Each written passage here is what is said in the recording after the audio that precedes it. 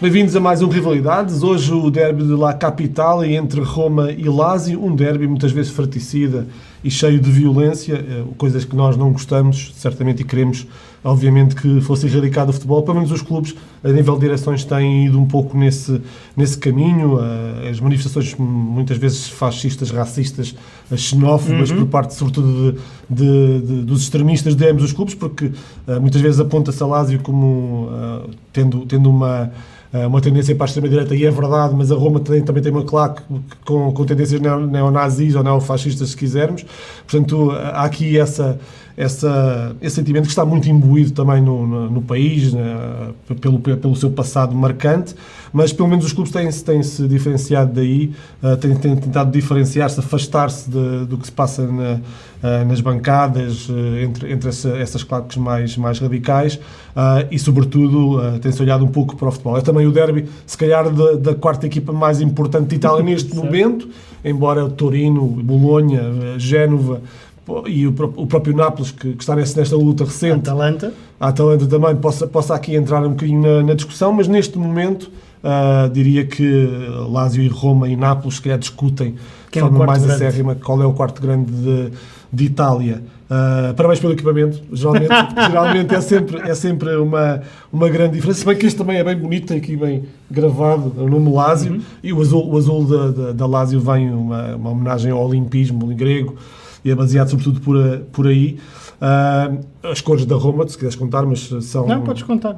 Não, já disse, tem a ver com... Não, podes contar as da Roma, à vontade, que eu depois quero te devolver com uma pergunta.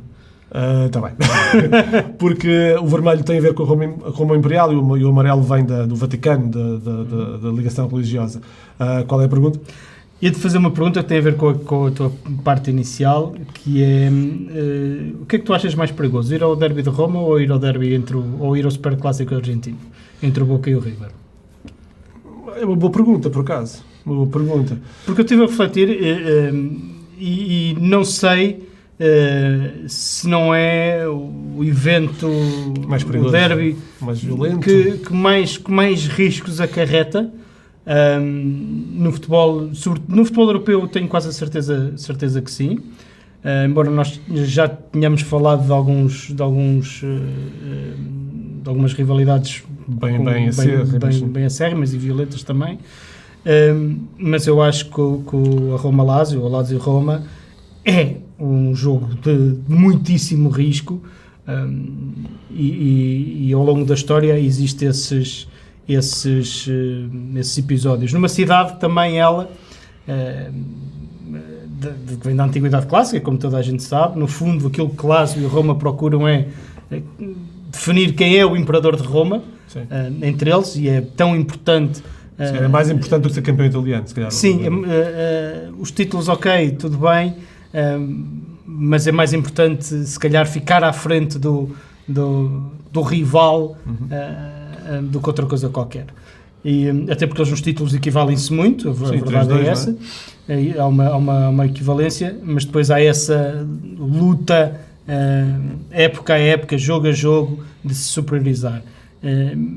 E com ela já trouxe muitos episódios violentos no passado, numa cidade também ela, que na sua raiz, na sua origem, na sua história, que nós conhecemos, que vem da Antiguidade Clássica, também ela virada para... tem um passado violento, Roma, não é? Roma tem um passado violento. Nasceu em cima de sangue, basicamente. E, portanto, exato, portanto, aqui há muito ódio, há mesmo muito ódio. Eu diria que só há uma entidade, só há algo que os adeptos da Roma odeiam mais do que a Lazio, e que os adeptos da Lazio odeiam mais do que a Roma, que é a polícia. E acho que isso diz muito do que é a atitude e como se vive o derby da capital, o derby de Roma, porque ele acarreta muitos riscos para quem é neutro, até para quem é neutro ele acarreta muitos riscos. Os riscos são maiores aí, mais do que para os neutros. Os riscos são maiores para os neutros, porque quem vai à guerra vai para dar e levar, não é? Para ires a um derby romano, é preciso saber por onde é que vais também e quais são os... Primeiro não vais para nenhuma das curvas, não é? Não vais para a curva norte, nem mas mesmo até chegar ao estádio convém perceber como é que te deves comportar. Há uma presença policial brutalíssima, notória. No fundo, o que nós estamos a querer dizer é que este jogo tanto podia ser disputado no Olímpico de Roma como no Coliseu. Exato, é um bocado isso. Eu acho que ele traz em si esse passado, se calhar, não sei, está ligado às próprias pessoas, não é? Como as pessoas vivem a cidade, e essa luta de quem é que é o verdadeiro imperador em Roma. Eu acho que é uma luta interessante do ponto de vista de ser jogo a jogo, porque este derby é muito focado, a rivalidade é muito focada nos jogos em si. Nós já falámos aqui noutras, até de rivalidades de cidades separadas, não é? Tipo, sei lá, o Real Madrid e o Barcelona, por exemplo. Esta é muito virada para aquilo que acontece época a época, jogo a jogo, e é uma rivalidade de sangue. Falemos dos jogadores. 3 jogadores que me podiam fazer aqui vacilar para a Roma, admito já. Giannini foi uma dos meus ídolos de... Totti? Lembras-te do Giannini, número 6? Sim. Capacidade de passe brutal, um jogador de Totti, claramente, por ser um avançado completo, às vezes um bocadinho molengão, mas faz parte até da persona. E o Bruno Conti também, uma referência também da Roma. Obviamente depois tenho do outro lado o Crespo, tenho o Brujita Verón, e o Verón também tinha essa persona muito interessante. Curioso quando eu olho para a Lazio, nesse sentido de, olhar para o outro lado e pensar também, quem é que dali me... E eu pensei em Eriksen, curiosamente. Sim, porque, também. No meio disto tudo era um gentleman e contrabalançava as coisas, e portanto não é... Ou seja, quando eu olho... E a Lazio teve jogadores brutais, Nedved, Mancini... Sim. Para mim teve aquele que foi o melhor batedor de livros que eu já vi, que foi o Mihailovic. Autênticos penaltis de fora da área.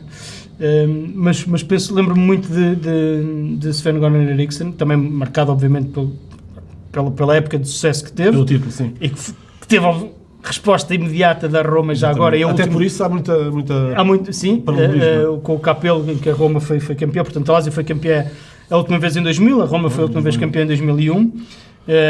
Há muito, e foram de forma imediata, mas quando olho para esse lado, olho muito para Eriksen como, sei lá, um farol no meio disto tudo. Se calhar as referências da Roma em termos de jogadores são mais criados lá. Agora falo-lhe um bocadinho Roma, em relação da Roma sim, isso concordo. Giannini claramente, acho que o Conti também, embora sem muitas certezas. Sim, mas depois tens outro que não é Totti, claramente, não é? E depois tens outro que acrescenta a isto tudo, que é o Daniele De Rossi, não é? Claro. Sim, mas não é o mesmo estatuto. Não, claro que não. Não estou a compará-lo com esses, porque então se fores para nomes, há nomes dos dois lados absolutamente brutais e incríveis. Lá está também muito fruto do que foi a Série A num período de tempo. Às vezes até eu sinto algumas saudades dessa Série A. Final dos anos 80 e início dos anos 90, que coincide com o Itália e no caso da Lazio da Roma, na transição dos anos 90 para 2000, com equipas absolutamente fantásticas, de lembrar que o ponta de lança dessa Roma campeã era um tal Gabriel Batistuta, que não foi, a sua carreira em Itália não foi propriamente... Ficou famosa, não foi pelo período da Roma, foi pelo período na Fiorentina. E portanto até por aí houve muito... Tal como o Rui Costa foi tarde para o Milan, o Batistuta foi tarde demais. Sim. Mas lá está, era um campeonato que se dava ao luxo de ter se calhar um dos melhores pontas de lança da altura numa equipa de meio da tabela. Sei lá, era como... Meio da tabela, ali classe média alta, não era bem meio da tabela, se calhar é agora, na altura sim, era um talvez assim comparando, era como, sei lá, se o Julián Alvarez jogasse num Aston Villa? Não, eu tentava pensar no campeonato português, tipo, não diria o Moreirense, mas pronto, mas alguém que estivesse ali no meio da tabela, não é? Era um bocado esse género. Jogadores absolutamente brutais. Thomas Hassler, Rudi Völler. Sim, e depois Ancelotti também. Não sei se o início de Ancelotti. Depois vai para o Milan. Acho que sim, acho que é isso. os jogadores, eu lembro-me bem da equipa de Capello, também, a equipa que foi campeã.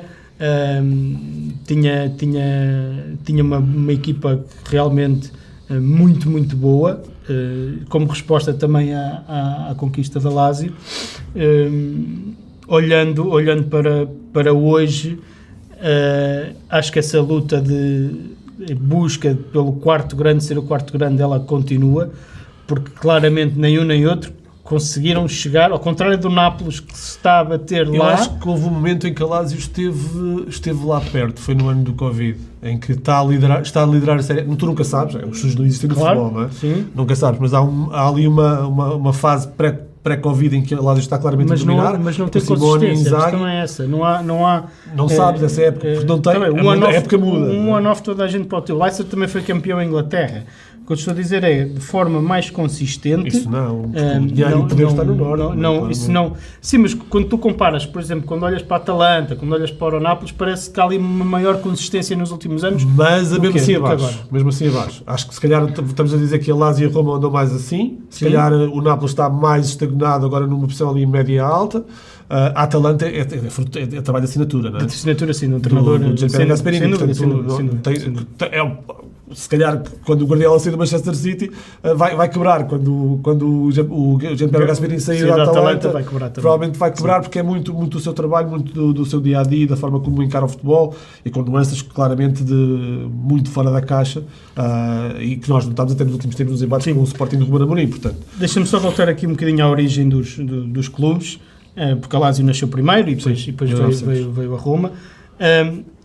Aquilo que tu estavas a falar de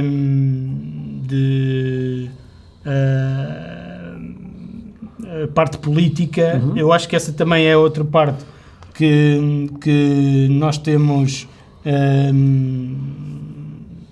de olhar, porque Roma é feita de política.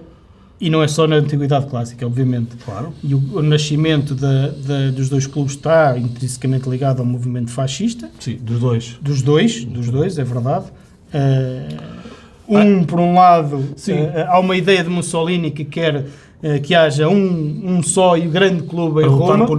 Para lutar precisamente com o Norte. Com Milan e Turim. E daí nasce a Roma, que é a junção de três emblemas, e a Lazio mantém-se precisamente porque há também um general com bastante poder e também tinha um cargo na Federação Italiana. Exatamente, que consegue manter a Lazio. Portanto, resumindo e concluindo, entre política e sangue, quando entram 22 jogadores em campo, sem dúvida que é no Olímpico, mas podia ser no Coliseu, e em vez de serem jogadores de futebol, podiam ser chamados de gladiadores. Exatamente.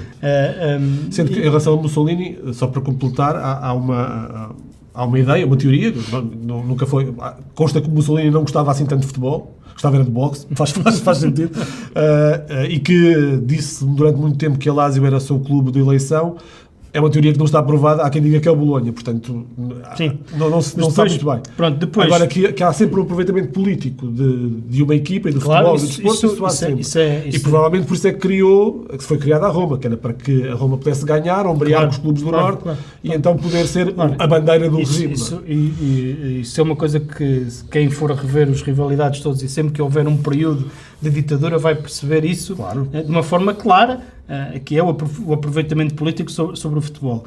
Mas depois há outra parte também, que é aquilo que os adeptos atiram uns aos outros, e aqui não objetos, mas argumentos, que é, nós é que somos da cidade, vocês são de fora da cidade, do Lácio, não é? A Roma Palácio, neste caso. Sim. A Roma Palácio, e dizer, nós é que somos os verdadeiros adeptos, nós é que representamos a cidade de Roma. Sim, vocês são daqui, mas não são bem daqui. Até pelos símbolos. Nesse caso, esse símbolo não tem Rômulo e Rómulo, não é? Certo. Tem só o lobo, mas a apropriação do símbolo dos fundadores de Roma acaba por ser, até fez sentido e isso acentuar a rivalidade, porque a Lazio foi obrigada não, porque o símbolo até é anterior, mas foi buscar a águia, que era considerado o animal sagrado de Júpiter, do mais importante deus romano, o deus da mitologia romana, mas houve aqui um certo empurrar da Lazio para fora da cidade, e chamando-lhe camponeses, porque vinham de uma zona até mais de classe média alta do que propriamente o resto. E claramente isso está vincado, mas acho que como também nos outros rivalidades nós também chegámos à conclusão que a partir de certa altura tudo se mistura e se calhar já está tudo tão misturado que a identidade é muito mais de argumentação do que propriamente de realidade. Aquilo que eu acho é que o mundo exterior, até pela beleza do equipamento, tem muito mais empatia com a Roma do que com a Lazio. Isso eu acho. Portanto, eu diria que os adeptos da Lazio estão um bocadinho sozinhos e isolados, enquanto os da Roma... Há bocado falaste do De Rossi. O De Rossi tem uma tatuagem nos gêmeos, em que tem um símbolo de perigo, e dele a partir uma perna a alguém. Até isso é encarado como, geralmente, é um bocadinho torcer pelo mal, não é? É encarado como um símbolo da própria cultura do De Rossi, não é? É empolado também por isso, por ter essa tatuagem, quando devia ser uma coisa negativa, e é uma coisa, se calhar, encarada como positiva. Não, é que é aceito e é tipo... Dentro deste contexto. Dentro deste contexto, como é óbvio. É um bocadinho também como o que se passa mais ou menos na Argentina, e não esquecer, já agora que o Boca tem raízes genoveses, portanto tem ali uma parte italiana bastante profunda. Mas é um bocado por aí. O que eu acho é que quando eu vinha a pensar, quando estávamos a falar, e há pouco tocaste nos jogadores, eu antes vinha a pensar... Esqueci-me do Signori. Quem é o jogador da Lazio que tu identificas como referência? Porque do lado da Roma eu acho que é muito fácil. É assim, porque há uma continuidade na Roma que os outros que a Lazio não tem, não é? Mas diria que eu lembro de Mancini e lembro-me de Sampdoria e Lazio, percebes? Mas se calhar lembro da Sampdoria porque foi campeão com a Sampdoria e era raro a Sampdoria ser campeão. Portanto, e essa época também com o Vialli, portanto, tinha alguma... também muito bonito dessa Sampdoria, pois é. E eu perdi-o, infelizmente. Mas pronto, fora essa questão, mas acho que Mancini, Signori, há pouco não referi Signori era um avançado clínico, cínico e clínico ao mesmo tempo, portanto, que nós víamos os resumos do domingo desportivo e não havia praticamente semana em que não havia um gol do Signori. Acho que sobretudo esses jogadores, depois há ali vários estrangeiros, há pouco referimos a alguns. Acho que é muito mais fácil tu chegares e identificar símbolos em jogadores que têm uma continuidade. Totti só joga na Roma, não é? Portanto, é muito mais fácil chegar lá e dizer que Totti é o símbolo. Esse é outro ponto pelo qual eu também acho que há mais empatia com a Roma. Claro que há. Que é ter este símbolo do clube, alguém que só jogou na Roma, que é algo que é muito raro. Aliás, a lista de futebolistas que atuaram por um só clube não é assim tão extensa quanto isso. Agora vou-me lembrando dos jogadores, Cafu. Da Roma. Sim. Vou-me lembrando, vão aparecendo agora. Sim, os centrais, o Aldair, o António Carlos, sei lá. Há inúmeros, sim. Há vários. Mas eu olho para Balbo, já agora, com a ponta de lança da Roma. Se calhar o pior dos argentinos, talvez. É um bocadinho arriscado esta expressão. Mas concordo. Mas talvez... Se calhar menos argentinos dos argentinos. Quando o Abel Balbo é o pior dos argentinos, diz muitos avançados. Porque ele não parecia argentino, parecia europeu. Sim, foi a forma de jogar. Mas há claramente... E tu falaste, para mim, noutra grande referência, que é, obviamente, o Bruno Conti. Acho que são dois nomes que facilmente toda a gente... se calhar não toda a gente chega ao Bruno Conti por causa de uma situação, da geração em que pode estar, mas acho que essas referências existem. Eu acho que te esqueceste de um nome, que é para mim dos nomes mais relevantes na Lazio, que é o Nesta. Sim, mas sabes porquê? Porque o Nesta também andou por vários sítios, não é? E tu, claro que cresceu, esteve muitos anos na Lazio, mas também te lembras dele no Milan, por exemplo? Sim, claro que sim, eu sei. E por isso é que tu só te lembras do Rossi na Roma, porque ele só jogou na Roma, como é óbvio. Mas o que é incrível é que, apesar de todos estes enormíssimos jogadores, é mesmo muito difícil fazer face ao Norte. É muito difícil fazer face ao Milan, era a próxima pergunta. face ao Juventus e face ao Inter, apesar de toda esta riqueza de plantel, e os plantéis de hoje em dia não são nada maus, pelo contrário, mas veja-se a dificuldade que existe de se lutar constantemente contra... Eu acho que o fosso aumentou. Eu também acho que sim, mas também acho que houve um salto de qualidade, bem, no Inter seguramente, e acho que houve um salto de qualidade das outras equipas. Obviamente houve ali um grande período que a Juventus ganhou muita coisa, e era claramente a equipa dominadora, e já agora a equipa que ninguém gosta, da Itália. Se calhar, para além da polícia, é o ponto que tem em comum. Eu ia responder isso há pouco, tem que ser polícia. É um ponto em comum. Mas sim, tendo a concordar que o fosso aumentou, não deixam de ter plantéis mas acho que ao nível do passado, por exemplo, o Milinkovic-Savic esteve anos e anos na Lazio, acabou por sair para a Arábia Saudita. Portanto, até esses jogadores que se cansam depois de não ganhar acabam por ir, e falou-se tantas vezes no Manchester United depois acabam por ir para a Arábia Saudita. Mas eu acho que claramente há um fosso, e o Inter soube ir buscar se calhar aquele elemento que mais provavelmente poderia levar a Lazio até mais perto desse. O treinador. Referência também, já agora, como jogador da Lazio, Simone Inzaghi, e depois foi treinador e fez um extraordinário trabalho na Lazio, não ganhando títulos, mas é um extraordinário trabalho, e acaba depois, mesmo no momento, se calhar, em que esteve para ser despedido, se calhar, antes de jogar com o Benfica na Liga dos Campeões, e acaba por agora sim cimentar as suas ideias e se calhar colocar o Inter como, mais uma vez, grande favorito a ganhar o Scudetto. Deixa-me só, porque eu acho que é de fazer justiça, que um dos grandes nomes também associados à Lazio é o Sérgio Conceição, como é óbvio, porque fez parte, e o Fernando Couto, mas eu acho que o Sérgio... Foram campeões. O que eu acho é que o Sérgio, eu não sei, pelo menos eu percepciono assim, acho que criou uma empatia maior entre os adeptos, ou pelo menos ela tem...